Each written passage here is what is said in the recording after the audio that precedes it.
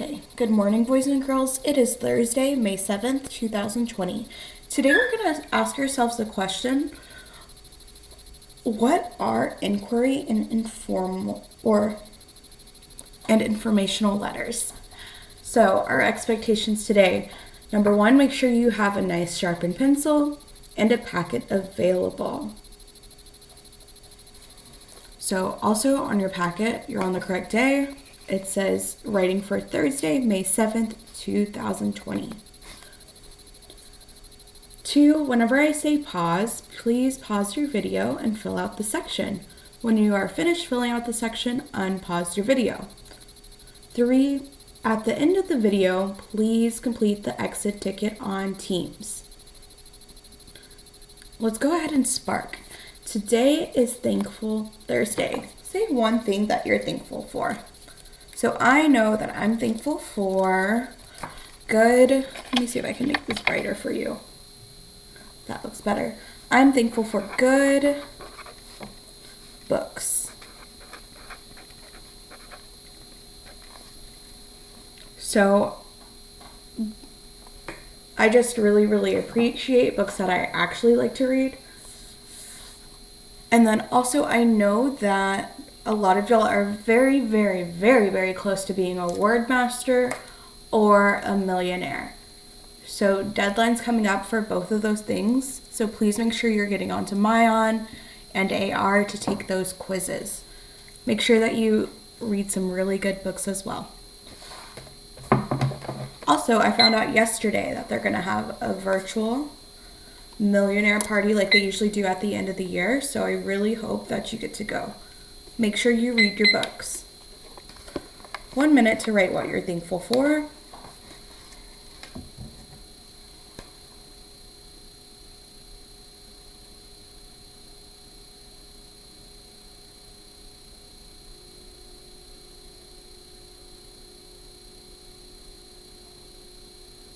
Thank you for using complete sentences and putting punctuation at the end. You can write more than one thing that you're thankful for.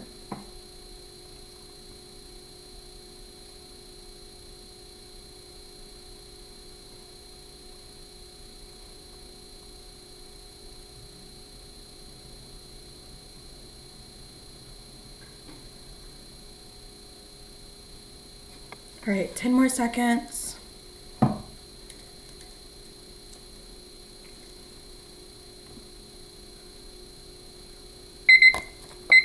Awesome. So for your do now, I want you to read this letter. This letter is missing 7 commas. Can you put them where they belong? Like I know in the date, we learned this yesterday, May 7th, 2020. Where should I put my comma? Exactly, I should put my comma between the 7 and 2020. So I'm just gonna write it in. Go ahead and find the other 6 commas. Also, remember, we learned about commas in a list a few weeks ago. When you're listing 3 things, you need commas. So I'm going to give you 1 minute to read and figure out where the commas go.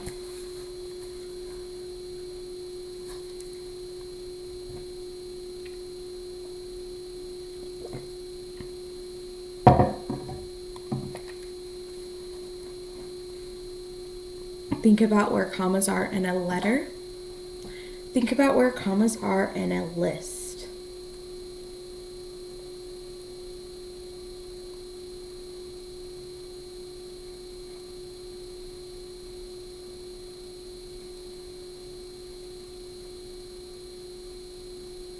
Make sure to count that you have a total of 7 commas, including the one that we put in the date.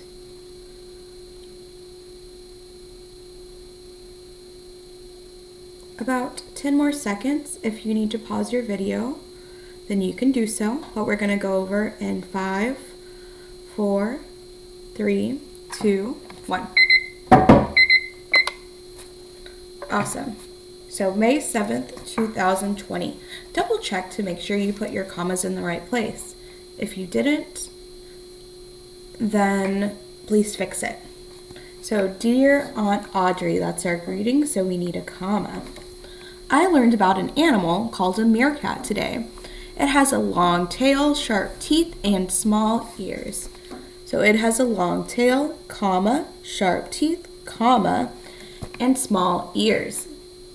That's 1, 2, 3 things that are listed.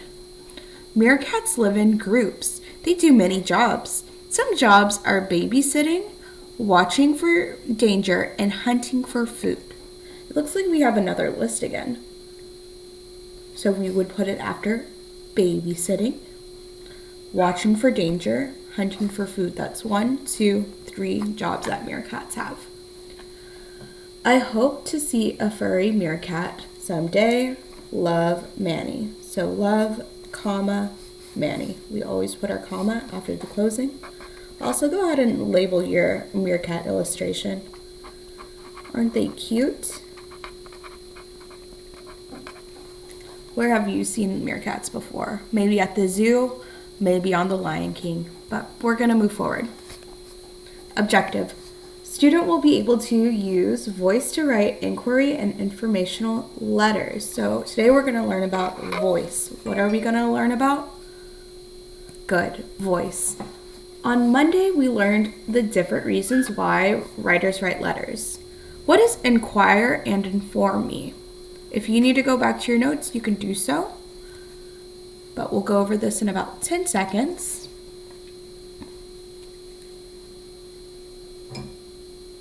If you need to pause, you can pause.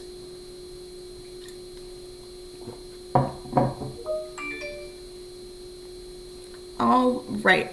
So to inquire means to ask questions. Inquire means to? Good. Ask questions. To inform means to give facts or information. Give facts. Inform means to give facts. Awesome. So, we have new vocabulary today. Today we're going to talk about author's voice. I want you to put a box around voice. So an author's attitude or tone when he or she writes. Box attitude, box tone. Voice, attitude, and tone are synonyms. So they mean the same thing. So what it is how do you interpret the speaker's tone of voice when he or she is writing? So when I think of tone, I think about when my parents get upset at me. They're like, maybe I'm being a little sassy, and they're like, hey, Lauren, watch your tone. So it has to do with the way that I'm talking. And you can find this in writing as well as speaking. So examples of types of voice are kind. You can have a really kind voice. You can be a little sassy. You can be wise or know information. Like you're very smart. Humorous means you're funny. Angry, we know what that means. Like very, very mad. Curious, maybe you're asking questions.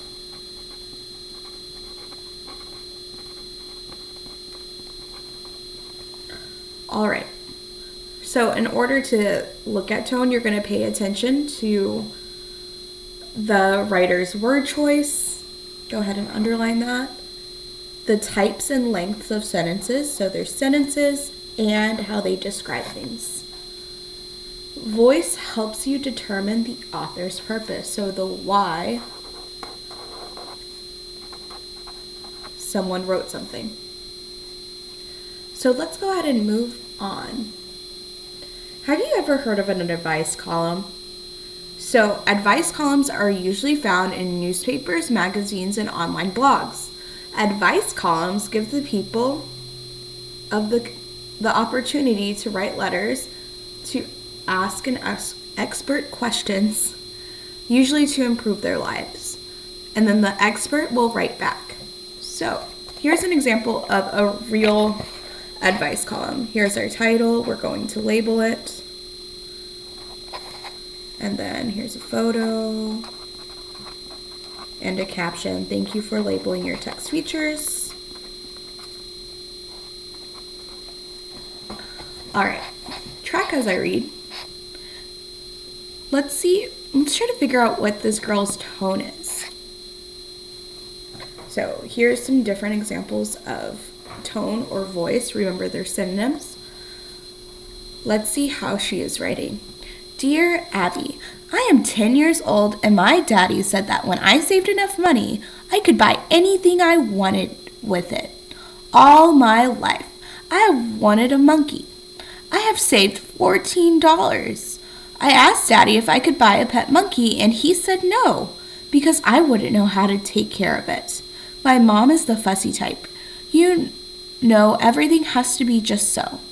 Do you know anyone who has a pet monkey, and can you give me some advice? Wants a monkey. So, how would you describe this little girl, this 10-year-old girl? Would you describe her as kind, sassy, maybe a little bit? Wise? Does she know a lot of information? Probably not if she's asking questions. Humorous? Do you think she's being funny or she's being serious? I think she's being serious. Angry? Maybe a little bit. Or curious, asking questions. I would say she would be curious because she's wanting advice on how to get a monkey. Let's go ahead and read what Abby responded with.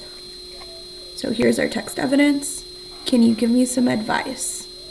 From Wants a Monkey. Do you think her name is really Wants a Monkey? No, I don't think people name their kids that usually. So people usually sign their names off whenever they want advice with like a fake name so that they can conceal their identity. They don't want people to know that they need advice. So, dear Once, I had 2 pet monkeys, David and Bathsheba, and although I love monkeys, your father is right. To quote my son, he was 4 at the time, monkeys should live with monkeys and people should live with people. So how would you describe Abigail Van Buren's voice? So she says that she has already had pet monkeys. I have had 2 pet monkeys. Help me find text evidence. How would you describe her voice? She says, your father is right. So I would say she's very wise. She knows a lot of information about this topic, so she must be very wise. Alrighty, so today we're going to read a fictional book called Help Me, Mr. Mutt. In this book, different pets ask Mr. Mutt for help and advice. So before we read, let's look at the cover. And this is the cover right here. Let's make some predictions about the book. So, let's go ahead and label the text features on this cover. We have an illustration. And we have the title, Help Me, Mr. Mutt. All right. So, what can you tell about the cover? So, what do you see? I see a dog with a sign. What does the sign say? Good, it says, help me, Mr. Mutt. So maybe he needs some help. All right. Who do you think Mr. Mutt is? Making predictions. Who do you think Mr. Mutt is? I think Mr. Mutt is...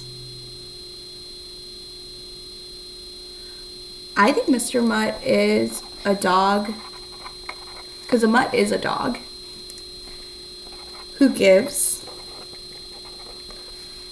other pets advice.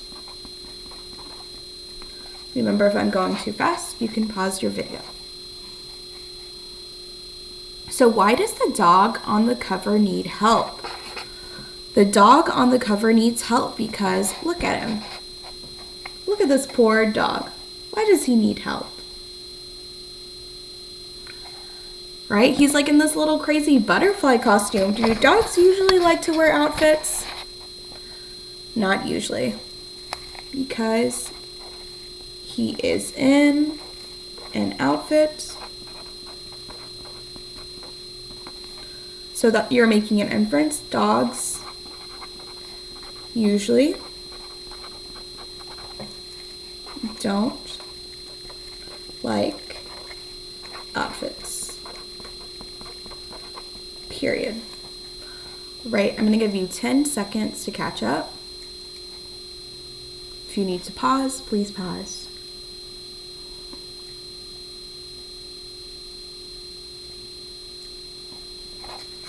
All right, let's go to our book.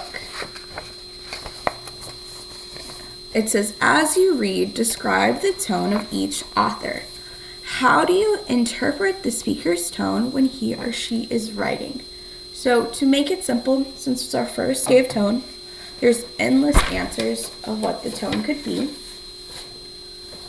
I'm going to give you 3 answer choices. So go ahead and pick up your pencil and write these answer choices here. So whoever is writing, their tone could be curious, it can be angry, or it can be wise. These are your answer choices that I want you to choose from for today. So let's go ahead and go to the letter, It says January 17th, 2019.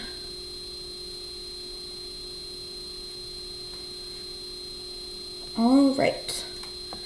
So, dear Mr. Mutt, thank you for tracking as I read. Remember, you're trying to think, is the speaker curious, angry, or wise? Do I look fat? My people put me on a diet. They're starving me. I am so hungry, my stomach growls louder than I growl. I'm wasting away. Soon, there will be nothing left of me. I'm so weak, I don't think that I can finish writing this letter. Help me, Mr. Mutt. Sincerely, famished, which means hungry, in Florida. P.S. My people give the fat cat fancy food from a tiny can. All I get is this tasteless gravel from a giant sack. Is that fair? So remember, curious means asking a lot of questions. Was this dog was famished in Florida, asking a lot of questions? You said, do I look fat? He's asking him for help. Help me, Mr. Mutt. He's also asking, is that fair? So I would say this dog's tone is very curious. All right, why is it curious? Because he's asking a lot of questions. All right, let's go ahead and go to January 20th, 2019. Let's see if Mr. Mutt writes him back. Dear famished, pull yourself together. You do not look fat. Your tummy isn't even dragging on the ground. Dogs require at least 8 servings per day of scrumptious food. Your people clearly do not understand this, so you have to take matters into your own paws. Look on the countertops. Don't forget the trash. Be sure to dump it out and spread it all around for the best selection. If there's a baby in the house, head to the high chair and open wide. It's raining food. Don't forget cleanup time. People call it kisses. We call it dessert. Finish off your gourmet meal with a cool drink of water from the toilet. Good luck, and always remember that you are top dog. Sincerely, Mr. Mutt. P.S. Cats are spoiled rotten. It's not even fair. So how would you... What do you think Mr. Mutt's tone is?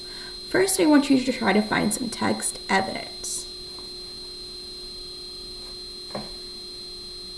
What do you think his attitude or voice is like? Just by reading his words.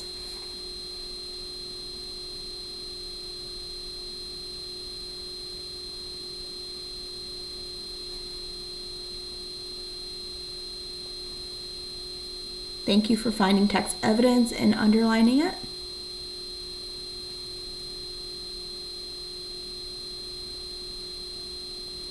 Good. So with your text evidence, do you think that Mr. Mutt is curious, angry, or wise? Curious, angry, or wise? Which one do you think? Which one of these answer choices matches how he feels?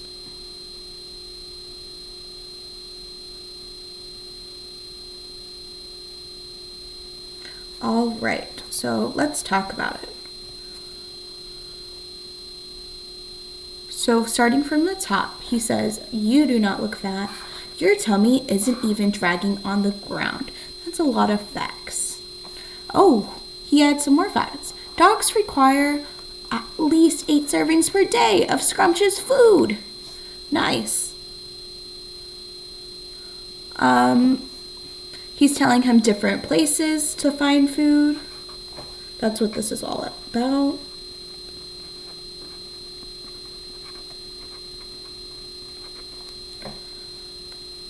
And then he even says cats are spoiled rotten. That's what he strongly believes about cats.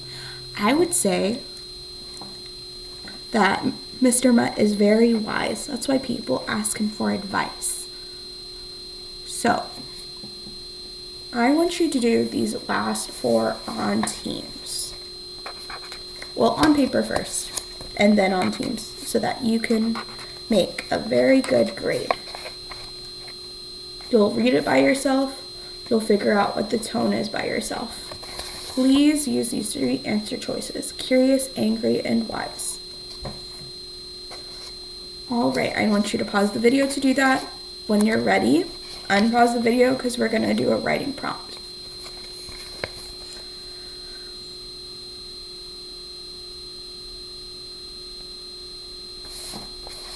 Okay.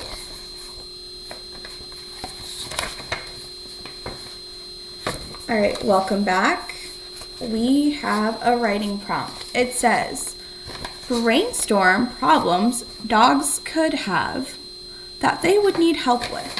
So your goal today is to write a letter to Mr. Mutt, and then you're going to pretend like you're Mr. Mutt asking back or answering those questions.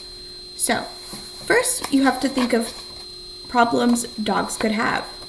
So I thought of, my dogs really like to bark a lot. So they bark too much. They're always hungry. Maybe like a new puppy. I know that dogs get jealous whenever there's a new dog in their life.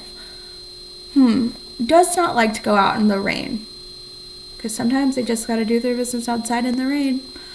Does not like to walk on a leash. That could be a problem. Also wants to eat snacks at the table. So I'm going to choose one of these problems. I'm going to choose barks too much because my dogs have issues with that right now. All right, step 2. So you're going to write letters to Mr. Mutt using the voice of a dog. Know that the dog seeking advice did not write signatures with their real name. This is for privacy. They want to keep their identity to themselves. What alliteration can you come up with for your imaginary dogs? So it's usually an adjective and then a place. So the examples we had were famished in Florida, underplayed in Utah, because the dog was really hungry in Florida, and then underplayed in Utah because the dog didn't get enough playtime.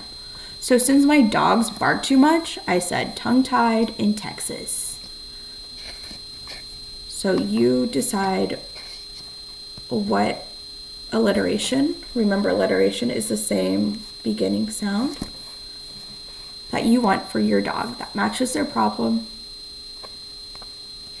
And if you want to make up an imaginary problem and or like a place, then you can do that as well.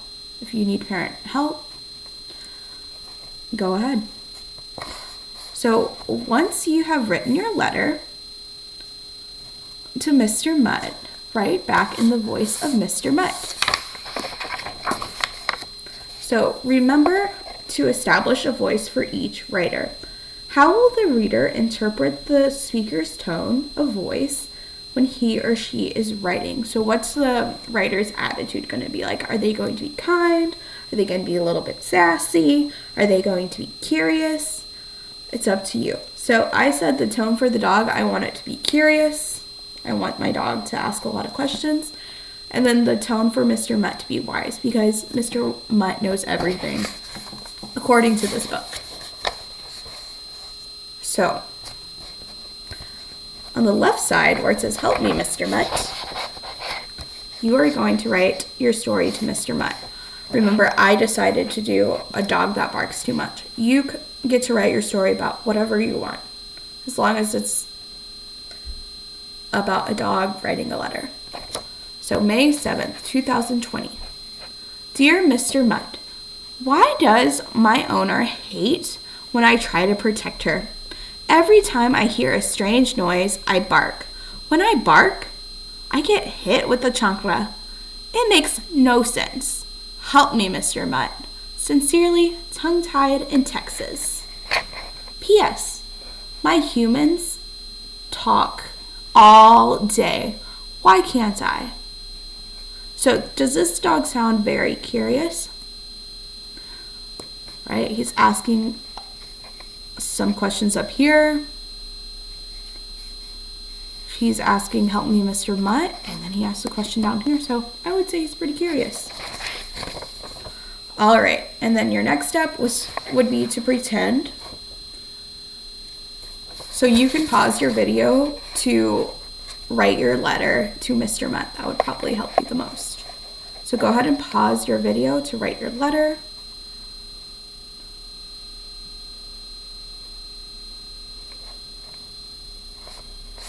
Okay, and then we're going to go over to a response from Mr. Mutt. So you put the date, you put all your parts of the letter, the greeting, dear tongue-tied, comma. It's unfortunate that your humans don't appreciate the beautiful sound of your voice. You should start a barking block party in the backyard with the neighborhood dogs, so all of the humans can learn to love your singing voices. Sincerely, Mr. Mutt. P.S. If you need song advice, most dogs like to karaoke to You Ain't Nothing But a Hound Dog by Elvis Presley. Alright, so the left side of the paper were questions for Mr. Mutt, and then on the right side, Mr. Mutt answered those questions. If you have any questions for me, please get onto Teams. Please get on to Blue Jeans, or have your parents contact me on Remind. You'll have a great day.